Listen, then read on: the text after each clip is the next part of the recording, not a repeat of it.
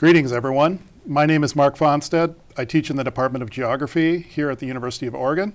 And with me today is Patricia McDowell, who we call Pat, and she is a professor in the Department of Geography at the University of Oregon. And we're going to be talking about some of her career today and some of the things that she's done and some of the things that she's experienced and some of her thoughts on current and past issues. And welcome today. Thank you. I was just kind of curious, what's your background? How did you get into geography, and how did you end up spending most of your career here at the University of Oregon? Yeah, I have a little bit of an unusual background. My bachelor's degree is in architecture, Bachelor of Architecture degree, 5-year professional degree. My master's degree is in city and regional planning. I had a focus on environmental planning. This was in the early 70s when the country was kind of re-examining what it was and where it was going to go, and there was a lot of reaction among young people to the status quo, and new environmental laws were being passed. Very exciting time. Many other social changes also going on. And at that point, environmental issues seemed very important to me, and that's where I wanted to spend my career. But I had followed this planning and architecture track, and I didn't feel like I really knew enough about the environment. And so when I finished my master's, I thought, I really need to study environmental science more. And a friend of mine said, well, if you're going to go to grad school more, you should go for a PhD, don't go for a second master's. And then she said, have you heard of geography?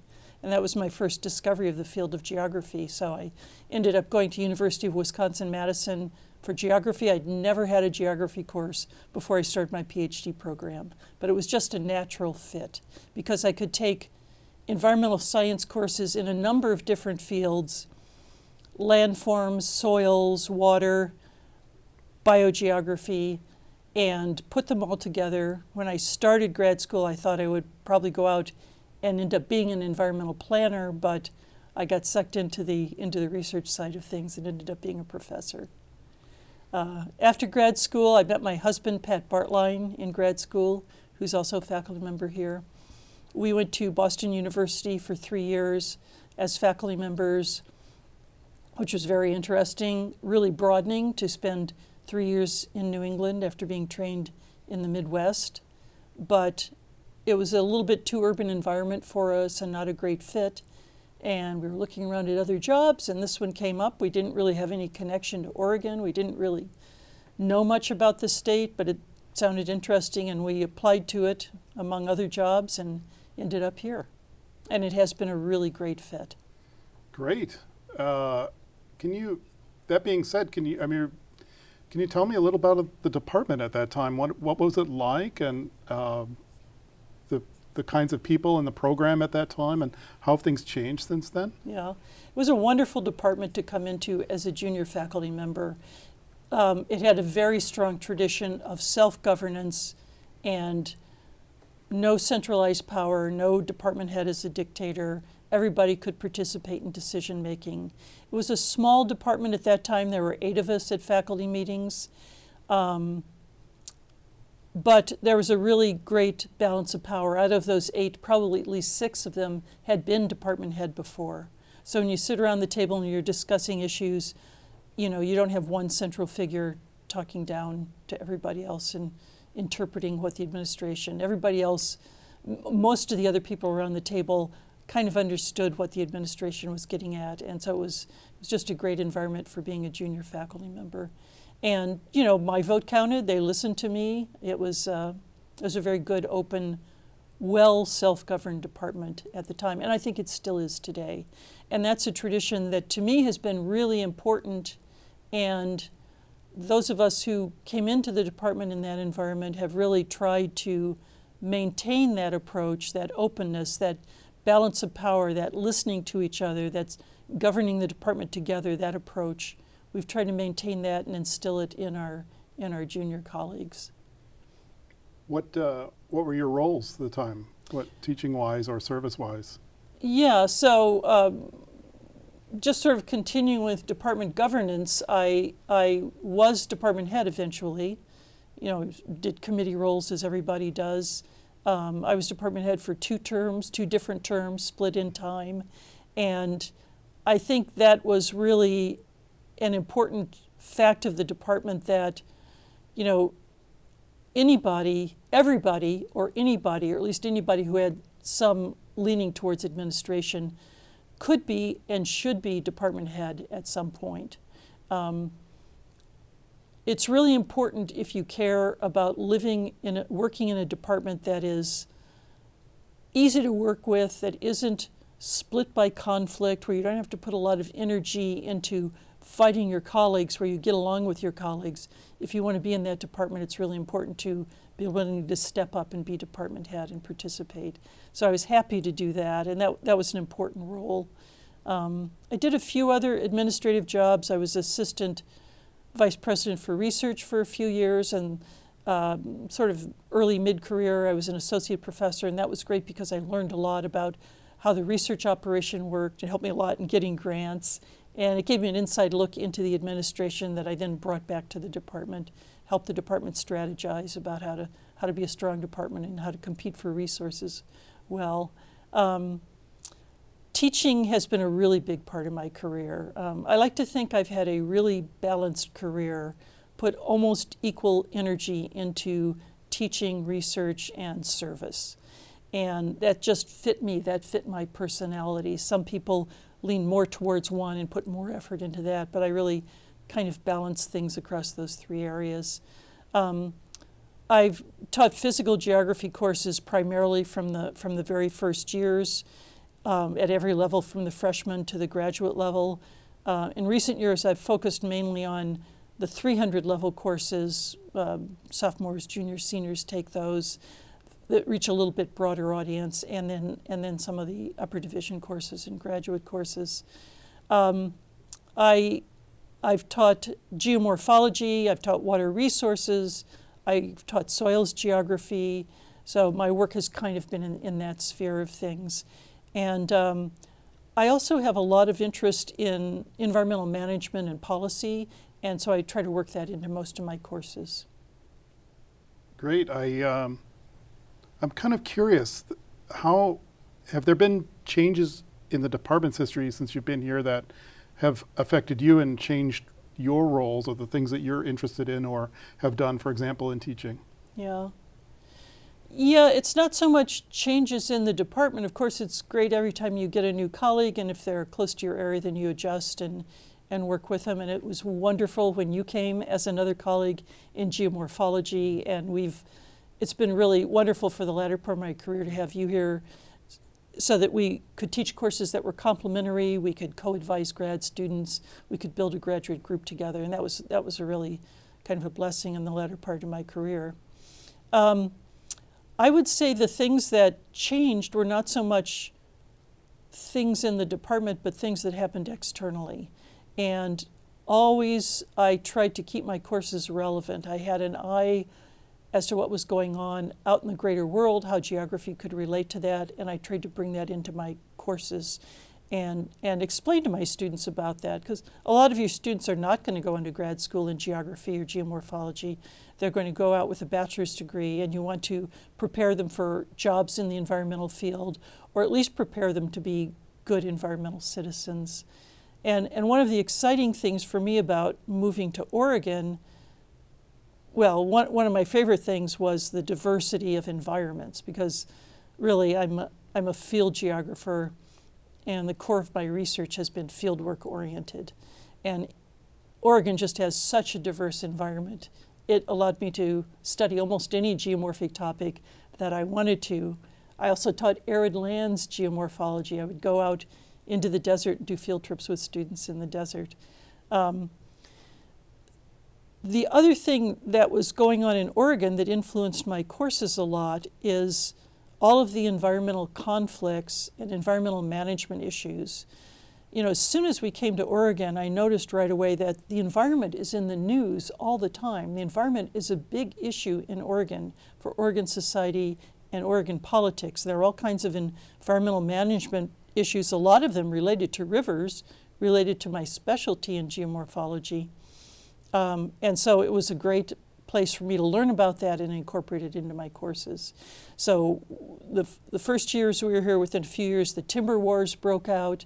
How much of the old growth forest should we continue to harvest, or should we try to protect some of that? And then salmon started getting listed on the Endangered Species Act, and that directly related to rivers and made my work much more relevant. I incorporated that into my courses. And then I would say the last 10, 15 years, climate change and drought management, response to drought, impacts of drought on aquatic ecosystems, those kinds of topics have been really important, and I've integrated them into my courses. So I would say the big changes were these big events going on in the outside world that geography could contribute to. So that's really interesting, because I guess a follow-up question is you have a slightly unusual perspective, in the sense that the students you took on as graduate students and your own research tend to be quite applied. It's the work that you've done have been local, and they've been on questions that they have primarily been applied topics, things like restoration, and it's somewhat unusual. I'm just kind of curious why you chose to go in that particular direction, and many of your students, for example, have similarly gone on to jobs and careers that are applied in the same sort of ways. Mm-hmm. How did that come to be? I wasn't doing that when I came here. When I came here, my main research focus was the effects of climate change, and particularly past climate changes during the Holocene, since the last glacial period, their impacts on river systems, and human activities impact on river systems, river channels and river floodplains. And I was doing that kind of research, and I also, another thread to my research was collaboration with archaeologists. I was doing geoarchaeology. Of course, U of O has a very strong archaeology program in the anthropology department, and I collaborated with a lot of the archaeologists there.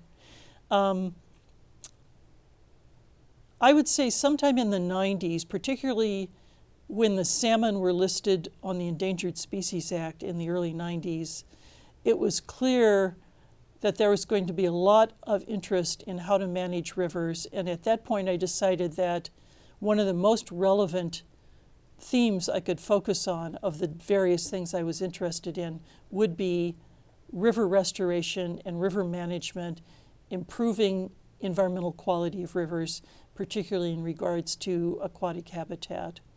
And that was a compelling topic for a couple of reasons. First of all, it was interdisciplinary. I was going to have to work with fisheries biologists and riparian ecologists and aquatic ecosystem biologists, and to me that was really interesting. That was a plus. And the other thing that propelled me in that direction was the fact that it was relevant and there was going to be funding for it. So it really helped me get consistent funding for the last half or 2/3 of my career. And the research grants from various agencies like National Science Foundation, EPA, the Forest Service, state agencies like Oregon Watershed Enhancement Board and other agencies, that was really important to me. And for one thing, it allowed me to do field work. And I did field work on rivers, mainly in Oregon, pretty much every year for the last 30 or more years of my career. And it allowed me to hire students and take them out as my field crew in the summer for a month or so and teach them how to do field work and live in the field with them and just experience that and sort of transfer that to students. And that has been very rewarding. And I like to think very rewarding for the students also.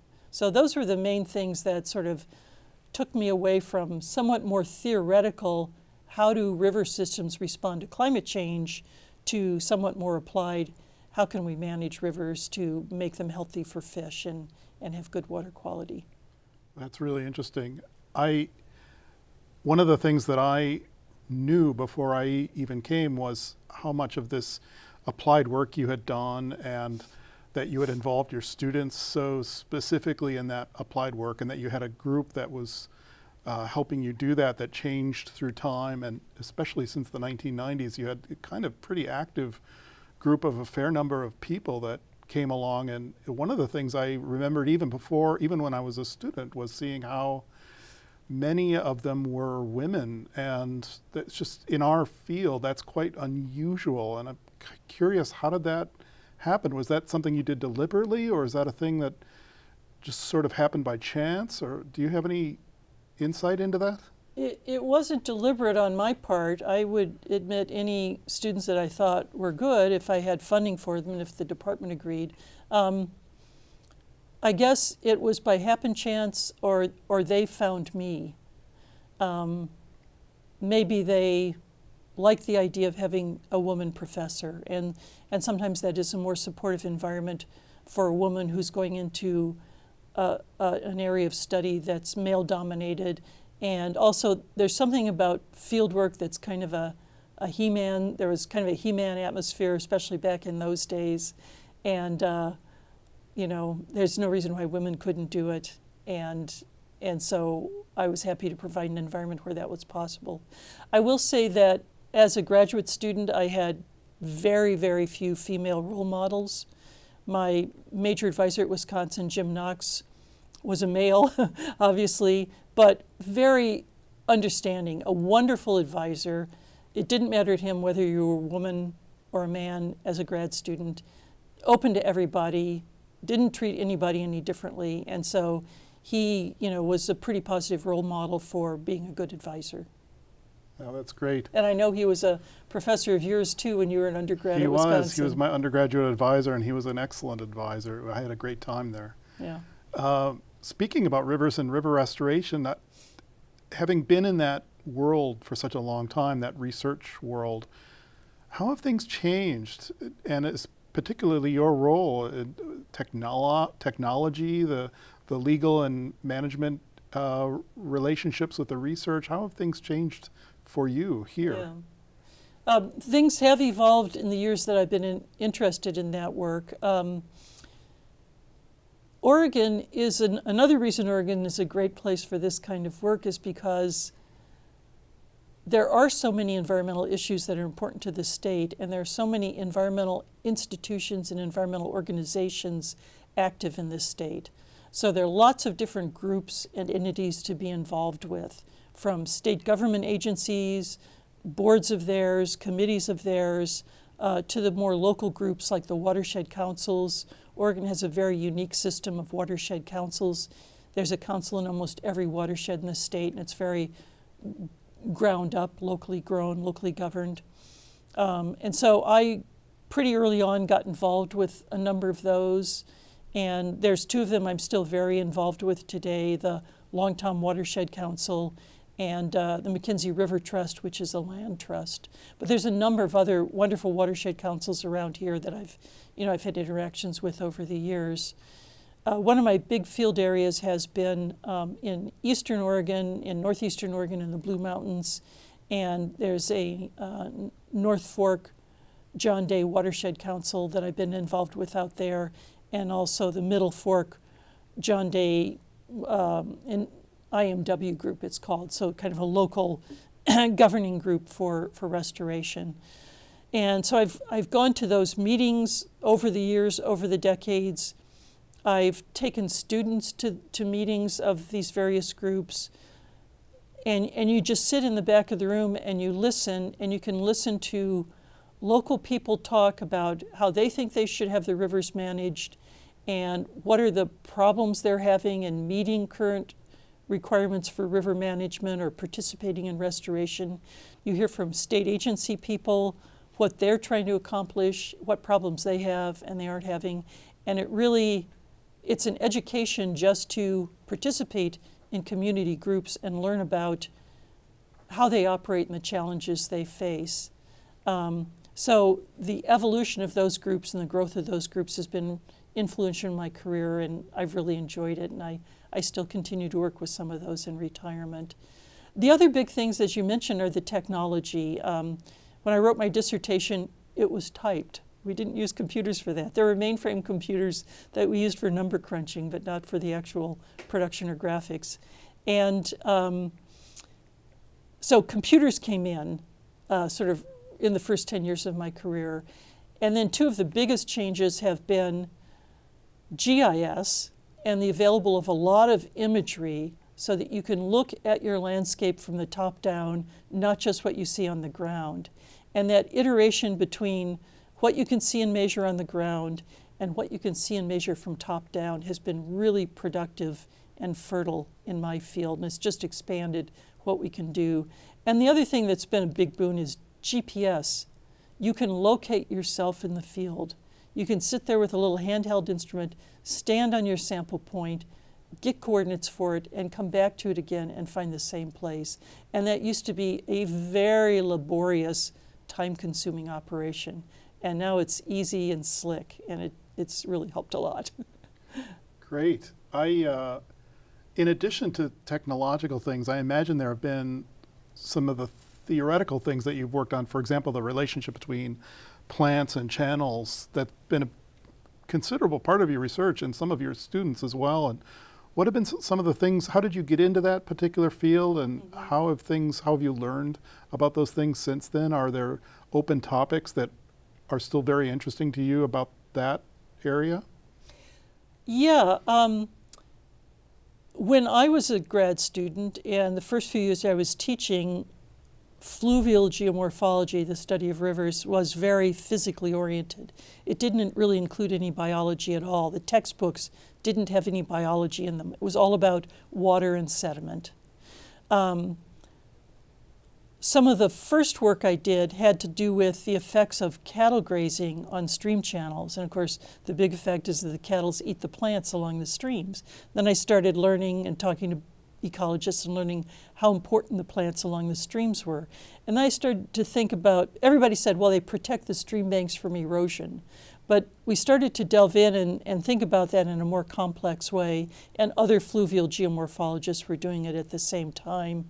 And this field of how does vegetation influence river channels has really grown tremendously, I would say, in the last 20 years. And that's something that I and my students have been very interested in, looking at the effects of sedges in holding channels in place, looking at the effects of vegetation and trees that fall into the channel in making the channels more complex, causing erosion and making very complicated river channel shapes. And complicated river channel shapes are usually good for aquatic ecology because they lead to complicated habitat in the stream that allows a lot of different aquatic organisms to survive throughout the course of the year and the challenges they face. So that growth of biogeomorphology has been a really important one. There have been a lot of theoretical developments. Computer modeling of river channels has advanced quite a bit. It still isn't quite where we'd like it to be.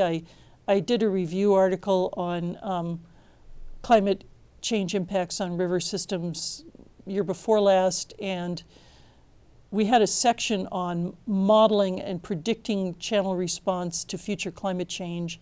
We don't really have that quite together yet. We're still in the early stages of that. So modeling has been a really important tool, but I think there's a lot of development still to come in that area. River systems, like many environmental systems, are really complex, and they're hard to model. They're almost too complex to model. So, but we're getting there, and I have hopes for it. I agree. On that sort of subject, if there were students coming in that were interested in river studies generally, environmental studies even more generally, given some of what you've just said about the complexity of the environment, the technological changes, and the interdisciplinariness of its practices and the management, what would you make in terms of recommendations for new students coming in and wanting to become specialists in those kind of areas? Yeah, that's a good question. I'm hesitant to give very specific advice for the future because I think people should, have their ears attuned to what are the environmental problems that are being recognized and what are the problems society cares about, and be able to work on those future problems that are just arising. I guess the best advice I could have is to, first of all, pay attention to what's happening in the outside world, but also be interdisciplinary. Talk to people in other disciplines. Think outside, your particular specialty. Be strong in your specialty. Be competent in it. Get the skills that you need for the kind of work you want to do, but don't be too narrow, which is hard for a young scientist starting out to do. It's something you don't really accomplish in the early stages, but you build it over a period of years. Great. I guess since we're near the end here, are there things over your career that you're most proud of having done? Well, I guess I'm proud of having that balance and having strong contributions. I'm not a superstar in any category, but I was a good department head and I contributed a lot. I've been a good teacher and I've contributed a lot. I've been a good scientist in the service of the public and in research, and have contributed. I'd like to think I've contributed to that as well. And so I guess it's the balance that I'm proudest of. Great. Well, Pat, thank you very much for your time today, and I appreciate your willingness to participate. Thank you very much. Thanks, Mark. Fun talking to you. Great.